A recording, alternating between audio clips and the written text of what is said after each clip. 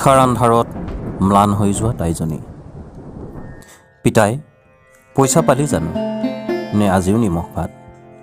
দুচকুৰ চকুলো সামৰি গামোচাখনৰে মুখখন মচি মচি মানুহজনে ক'লে, নাই অ', আজিও খুজিছিলোঁ, কিন্তু কিমান আৰু এনেকৈ পিতাই? মই এটা কথা ভাবিছোঁ। ছোৱালীজনীয়ে দেউতাকৰ মুখলৈ চাই ক'লে, কি কথা? তাইৰ কথাত দেউতাকে সুধিলে, পিতাই মই টাউনলৈ যাম। কিয়? তাত বহুত কাম ওলায় পিতাই।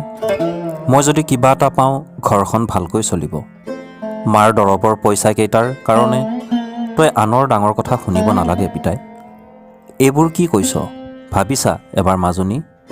একো নহয় দে পিতাই, তই চিন্তা নকৰিবি। নহয় মাজনী, ভাবি ল কথাবোৰ। এনেও ইমান দিনে আছোঁ যেতিয়া আগলৈও পাৰিম। পিতাই কিমান দিন এনেকৈ থাকিম ক? মই কালিলৈ যামেই, কথা শেষ। নেজানো মই, তই যি কৰ কৰ। এই বুলি কৈ মানুহজন তাৰ পৰা আঁতৰি যায়। পিছদিনা সোনকালে উঠি ছোৱালীজনী বাছত উঠিবলৈ বুলি ওলাই যায়।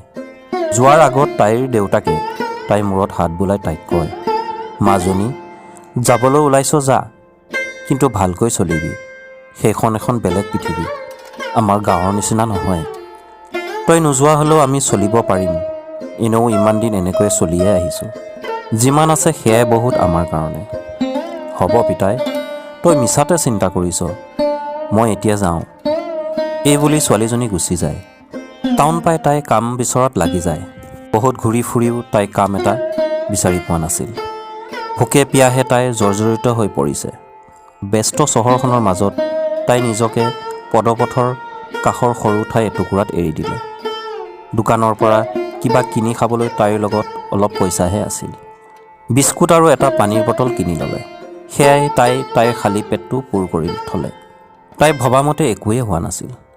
তাই ভাবিছিল কাম বিচাৰিব আৰু পাই যাব, কিন্তু সিহঁতৰ গাঁৱৰ দৰে ইয়াত মানুহে মানুহৰ লগত কথোপকথন নকৰে। ভাল কাপোৰ নিপিন্ধা মানুহক ইয়াত গুৰুত্ব দিয়া নহয়। তাই উপায়হীন হৈ পৰিল। আৰু অলপ পইচা আছে তাইৰ লগত, কালিলৈ খোৱাৰ যোগাৰটো হ'ব, কিন্তু তাই থাকিব ক'ত? তাইৰ মাক দেউতাকলৈ বৰকৈ মনত পৰিল। আজি ৰাতিটো যেনে তেনে কটোৱাৰ চিন্তাত তাই আকৌ খোজ ল'লে। নাই, তাই চাগে আজি আৰু কাম বিচাৰি নাপাব। সকলো মানুহে কেৱল নালাগে বুলিয়ে কয়। নিশা চহৰৰ দৃশ্য তাই জীৱনত প্ৰথমবাৰ দেখিলে।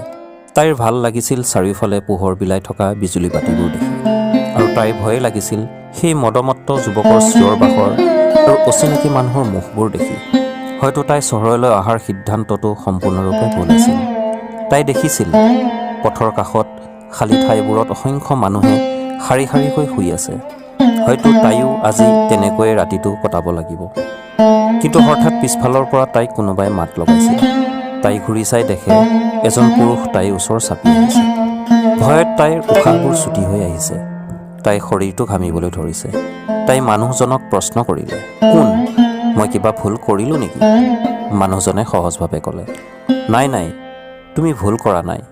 ইমান ৰাতি অকলে অকলে ক'ত ঘূৰি ফুৰিছা? ভয় লগা নাই নেকি? তাই লাহে লাহে ক'লে, নাই, মই যাওঁ, দেৰি হৈছে। ক'ত যাবা ইমান ৰাতি? ব'লা মোৰ লগত। সৌ তাতে ভাড়াঘৰ এটা আছে, তালৈকে ব'লা। অকল ৰাতিটোহে, কালিলৈ ৰাতিপুৱাই গুচি যাবা। নালাগে দাদা, মই পাৰিম। এই বুলি কৈ তাই যাবলৈ লয়। এইখন চহৰ ভণ্টি, ইয়াত নোৱাৰিবা তুমি। ব'লা মোৰ লগত, নহ'লে পাছত কিবা হ'লে বেলেগ মানুহ নাহে আৰু। তাইৰ এনে লাগিল মানুহজনে যেন তাইক সহায় কৰিবলৈ বুলি আহিছে। তাই মানুহজনৰ পিছে পিছে গ'ল আৰু গৈ গৈ এটা ঘৰ পালেগৈ। ঘৰটোৰ ভিতৰত সোমাই তাই বহু কেইজন মানুহ দেখা পালে। মানুহকেইজনৰ সন্মুখত সুৰাৰ বটল। এইবোৰ দেখি তাইৰ লগত অহা মানুহজনক সুধিলে, দাদা, ইয়ালৈ কিয় আনিছে মোক? তাইৰ কথা শুনি মানুহকেইজনে হাঁহি মাৰিলে আৰু ক'লে, আমি ক'ত আনিছোঁ, তইহে নিজে নিজে আহিছ। তাই কান্দিবলৈ ধৰিলে আৰু দেউতাকক চিঞৰি চিঞৰি মাতিলে। তাইৰ চিঞৰ শুনি এজন মানুহে ক'লে, মনে মনে থাক, ইয়াত তোৰ চিঞৰ কোনেও নুশুনে। এজন মানুহ উঠি আহি তাইৰ হাত দুটাত ধৰিলে আৰু তাইক টানি অন্য এটা কোঠালৈ লৈ গ'ল। তাই চিঞৰি চিঞৰি কান্দিছে মাত্ৰ। আটাইকেইজন মানুহে মিলি তাইৰ ওপৰত শাৰীৰিক নিৰ্যাতন চলালে আৰু তাইক তাতে এৰি মানুহকেইজন গুচি গ'ল। মৃত্যুক সন্মুখৰ পৰা দেখিলে তাই এতিয়া তাইৰ পিতাইৰ সেই মৰমৰ মাজনী হৈ থকা নাই। শেষ হৈ গ'ল সকলো। তাইৰ দেউতাকৰ কথা কেইটা তাইৰ মনলৈ বাৰে বাৰে আহিছিল। তাই নিজকে নিজে মৃত্যুৰ মুখলৈ ঠেলি দিলে। মুৰ্মূৰ্ষ অৱস্থাত এৰি গৈছিল তাইক, আৰু তাই এতিয়া নিজৰ শেষ উশাহৰ বাবে অপেক্ষা কৰিছে। দৰিদ্ৰৰ পৰা নিজকে আৰু এখোজ আগুৱাই নিবলৈ ওলাই আহিছিল তাই। অলপ সুখ দিবলৈ বিচাৰিছিল তাইৰ বৃদ্ধ পিতৃ আৰু মাতৃক, কিন্তু এতিয়া তাই সাৱটি ল'ব লগা হ'ল অকাল মৃত্যু। নৰপিশাচৰ কামনাৰ বলি হ'ল তাই। কোঠাটোৰ পৰা ওলাই আহি তাই নিজকে এৰি দিলে এখন চলন্ত বাছৰ সন্মুখত।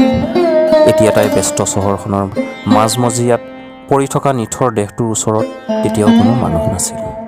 গল্পটো কেনে পালে জনাব, আৰু যদি চেনেলটোলৈ নতুনকৈ আহিছে তেনেহ'লে চেনেলটো ছাবস্ক্ৰাইব কৰি বেল আইকনটো প্ৰেছ কৰি দিব। পুনৰ লগ পাম আৰু এটা এনেধৰণৰ কাহিনীৰ সৈতে।